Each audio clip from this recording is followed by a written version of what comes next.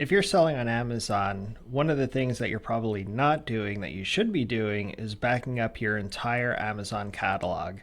Sometimes technology fails or just doesn't work the way it should. So if you're making updates, whether it be large or small on Amazon, maybe you're changing a UPC code or maybe you're updating a brand name, which I have done before, and my bullets and my title and the product descriptions all get wiped out. It's always good to have that catalog backup so you can re-upload all of that information without a hassle.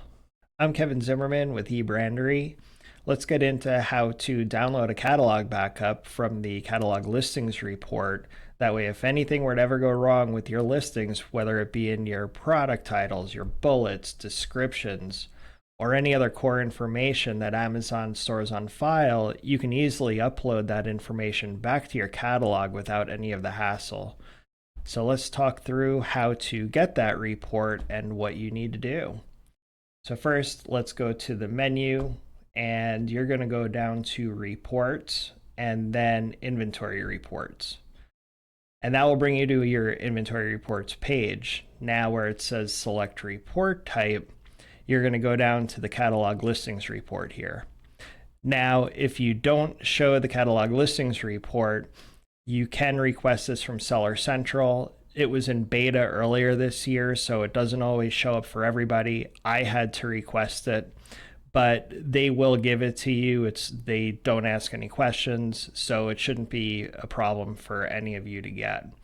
So click on your category listings report, and it brings up this new menu. So from here on out, things are not really that complicated. For the select category, you want to keep that as all. For the select report format, keep that as Excel. I don't know that anybody would want to download it as text. I mean, that would be an awful lot of text to go through, and it doesn't really function that great, but keep it as Excel. The listings created after date, just keep that blank, because in this case, we want to download our entire catalog.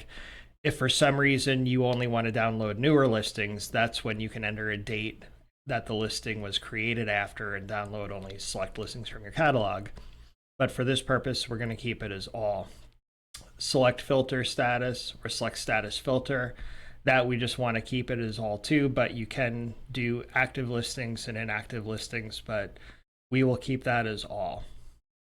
And then right down here, it does say that the category listings report is still in beta. And I think that is the reason why it is not a default listing in everybody's report, and you will need to request it from Seller Central. So when you click on the Request Report button, this is something that will only take, in almost every case, a minute or two to create. It's not a time-consuming report to download. If you download it over the weekend, it will take a minute or two.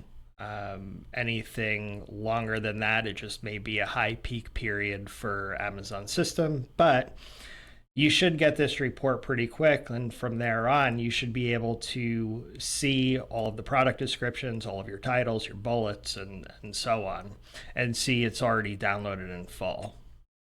I downloaded the category listings report earlier, and you can see that this category listings report basically looks like a completed flat file. You'll see your product type, your seller SKUs, your ASIN or your UPC. It'll give you your product name, which is your title, the category you're in, and really anything that you have, it goes over to bullet points. And even if you go over to sizing information, and hazmat information is already complete. So anything that Amazon has on file is already going to be in this category listing report, and it's going to make it much easier for you to fill in any blanks that are in your Amazon listings that maybe either got deleted or aren't up to date because of some change within Amazon. Maybe you made it, maybe a freak occurrence happened with a technical glitch on their end. But you now have all of this information that you could easily upload back to Amazon. And if you do this every couple of weeks, especially if you're always creating or updating ASINs, it's going to at some point save you a lot of time and trouble rather than having to build a new item all over again or update items all over again. If you liked the video, smash that like button. If you have any comments or have any questions, ask in the comments section. I'll answer any questions that you have as quickly as possible. Thanks for watching. See you soon.